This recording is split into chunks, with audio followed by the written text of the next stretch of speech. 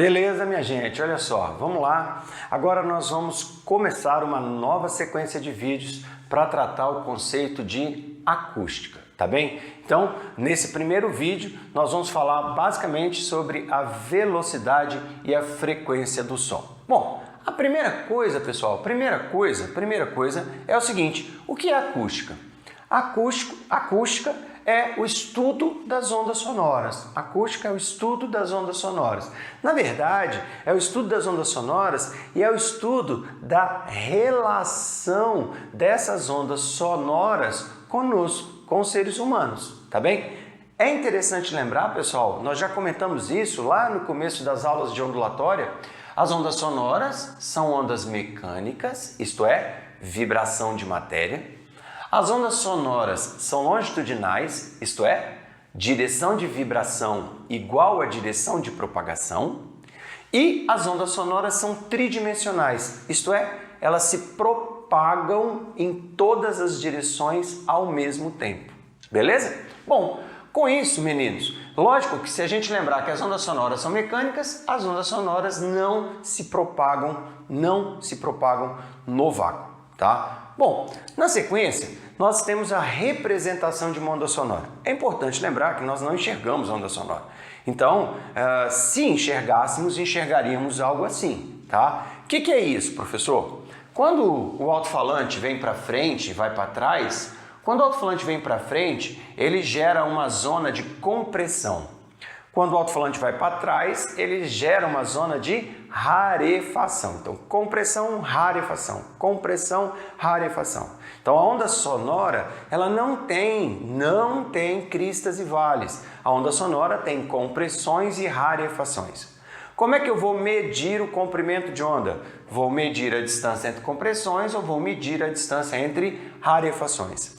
Essas compressões e rarefações, quando chegam no meu tímpano, vão promover a agitação ali do tímpano, martelo, bigorna, estribo, células ciliares, e as células ciliares vão transformar a vibração mecânica em impulsos nervosos para mandar para o cérebro, tá? Então, é assim que nós conseguimos ouvir, Bom, quando nós falamos de ondas sonoras, a primeira coisa que devemos comentar é sobre a frequência. Por quê, professor? Porque de acordo com a frequência, nós conseguimos ou não conseguimos ouvir o som. Como assim, Ricardo?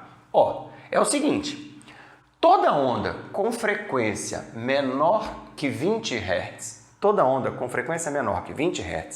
chama-se infrassom e não audível ao ser humano. Isto é, eu não consigo ouvir. É interessante que apesar do infrassom não ser audível, tá? Em algumas situações eu consigo sentir a vibração dele no corpo, tá? Mas eu não consigo ouvi-lo. A outra situação é o que nós chamamos de ultrassom. São as frequências acima de 20.000 Hz.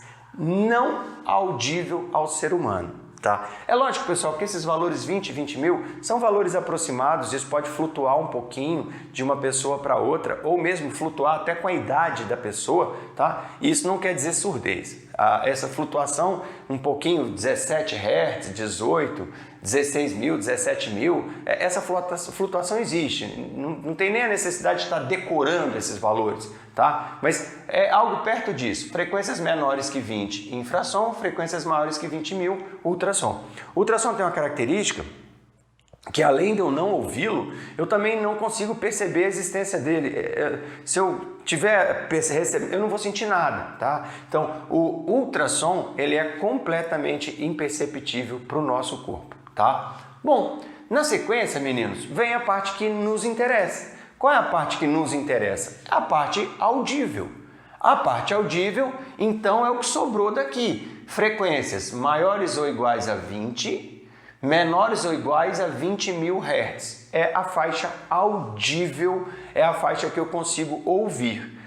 Como a gente vai estudar bastante a relação das ondas sonoras com o nosso corpo, nós vamos falar principalmente do som, tá? Repara que quando você fala assim, som audível, você está sendo repetitivo. tá? Por quê? Se é som, já é audível. Porque aquilo que não é audível é chamado de infrassom e ultrassom, tá? Então, ondas sonoras eu estou falando de todas. Som eu estou falando apenas da parte audível, tá? Bom, na sequência, pessoal, vamos falar um pouquinho da velocidade das ondas sonoras.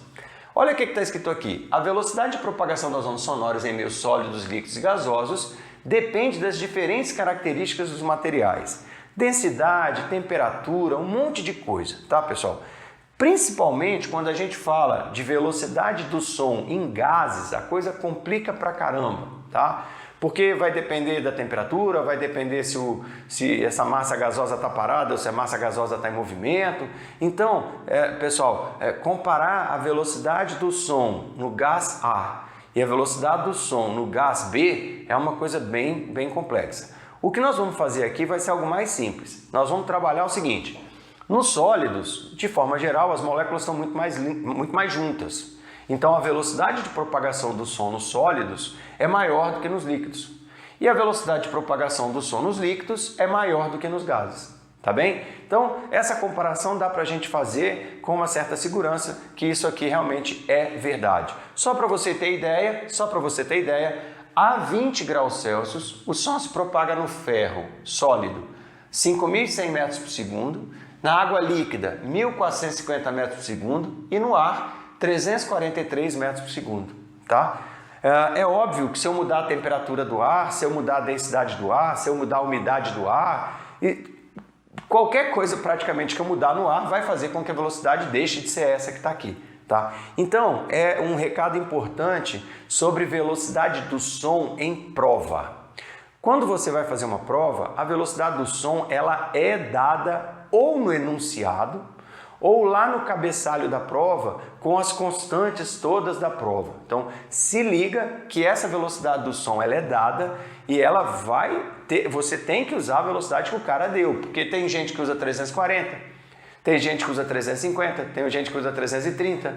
Então, você tem que se ligar em qual foi a velocidade que o cara deu, tá bom? Quando a gente fala em velocidade, é importante a gente lembrar do fenômeno da refração. Refração é quando a onda muda de meio, tá?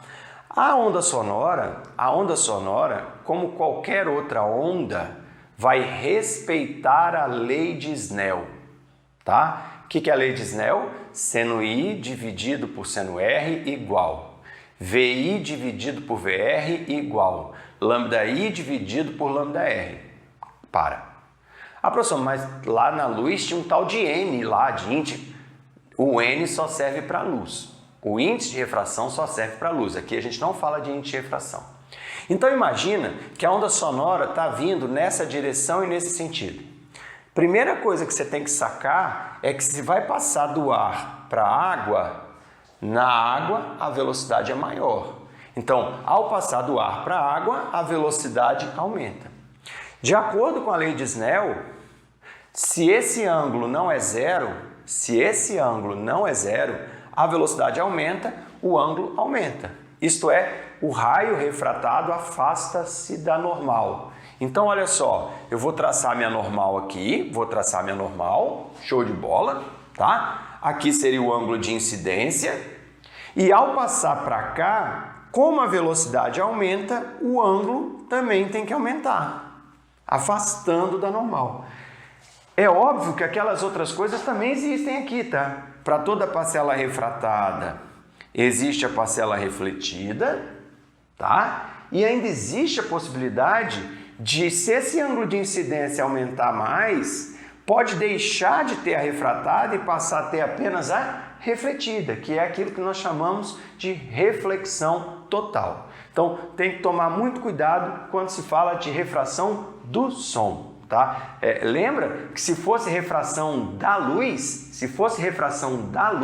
esse raio não teria subido. Se fosse refração da luz, esse raio teria aproximado da normal. Porque se fosse luz, a velocidade teria diminuído. Como é som, a velocidade aumentou. Tá bom?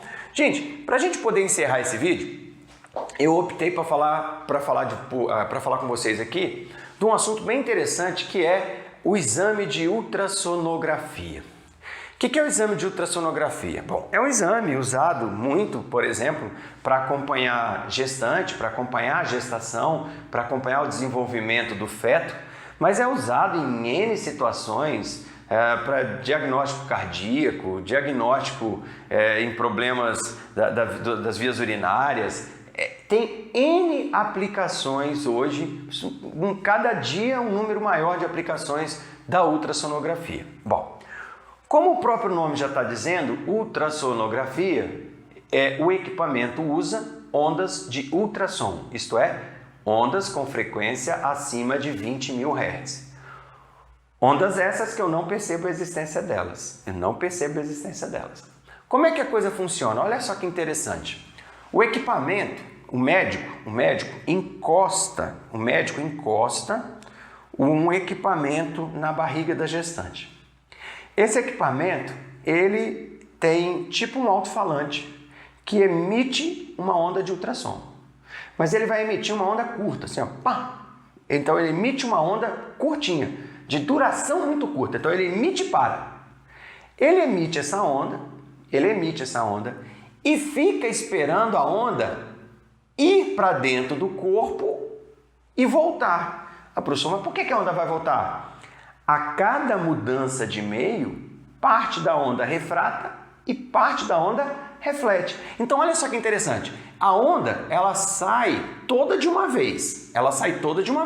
Mas vai ter pedaço que vai voltar logo e vai ter pedaço que vai demorar pra caramba. O que o equipamento faz? O equipamento mede o tempo de ida e volta.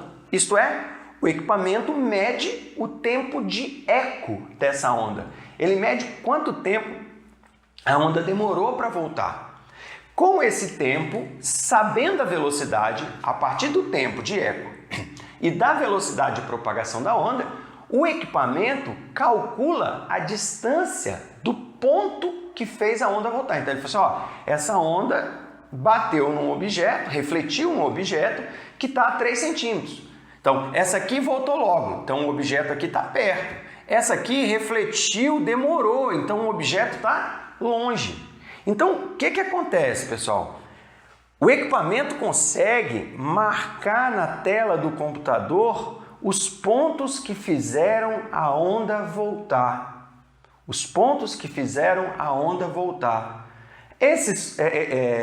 Esses pontos, sendo unidos, vão formar o perfil de um objeto que está aqui dentro. Tá beleza, gente? Então, é assim que funciona um exame de ultrassonografia, usando o tempo de eco, usando a onda refletida. Beleza, gente? No mais, um grande abraço para vocês, tudo de bom e até o próximo vídeo. Tchau, tchau!